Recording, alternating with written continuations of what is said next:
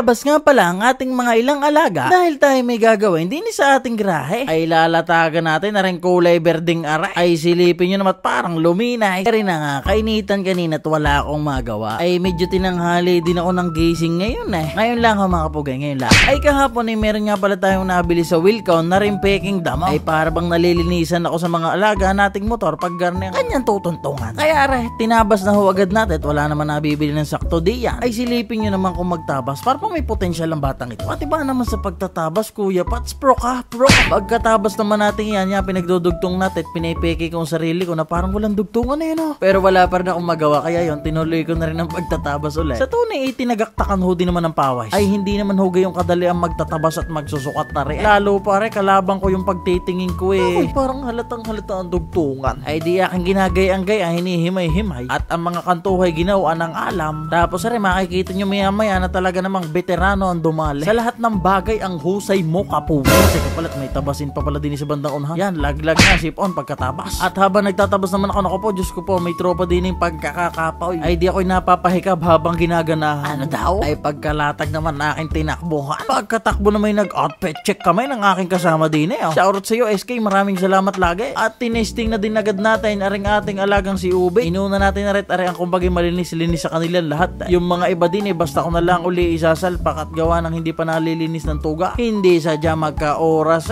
Pag garning mga linisin, tanghaling gumising. Pag namang galaan, anong aaga? Sinunod nga pala natin si Berox. Kumbagay rin nangangalwa sa kanila sa malilinis din sa ating alaga. Ano ba't parang may mga gayong bilang? Wala halos lahat talaga may mga tasik-tasik, galbok-galbaw. Sa tunay galing pare dun sa kabilang parking basta ko na lang sinalpak ko din At isinunod nga pala natin si Bibuyog. Dirt bike pero mas malinis pa sa ating mga alagang nadidin Ara naman hindi ko ilalagay din ari gagamitin talaga natin ng araw-araw Kumbaga inilalagay ko sa isip ko na yan na exercise ka. At tumating naman si Boss Makio na silip na pinagpapatas natin ang ilan nating alaga. Gaya na rin sa mga nakakatanda, si Badong, si Bilo, aring isa natin si Goryo. Pagbili na kaya kita, Goryo. Sa tunay, gusto ko rin talaga magbayain sila, hindi lang makasimula kung paano ba. Nakalampas ang pino na si Bino. At rin nga si Bero, si Ubit naman. Tekat rin nga palang ating isang hindi nagagamay. Teka mga kapugi, ako ba may sinabi sa inyo may pangalan na? Parang ako'y walang matandaan mga kapugi na pinangalanan natin ito. Siya lahat bago na binyagan pag nagkakausuhan na uli ang big bike. Pasukay muna at hindi yari doon Baka amagin lang doon sa labas. Ay di kahit pa paano may salmi na talaga namang sasangga sa galbok. Ay tingnay nung napatas ng kapirasa. Kung yung pagpapansinin yung galbok, isipin nyo na lang medyo malinis talaga. Yan at malilinis din natin talaga mga yan ng tuga. Sa kainiin muna. Ay kainamang isinasaya ko ho diyan ha. Ay syempre mga kapugay, maraming salamat sa inyong lahat dahil kung wala kayo ay wala din na. Kailangan din naman ang dahilan kaya ako'y nasigla dito sa mundong ibabaw.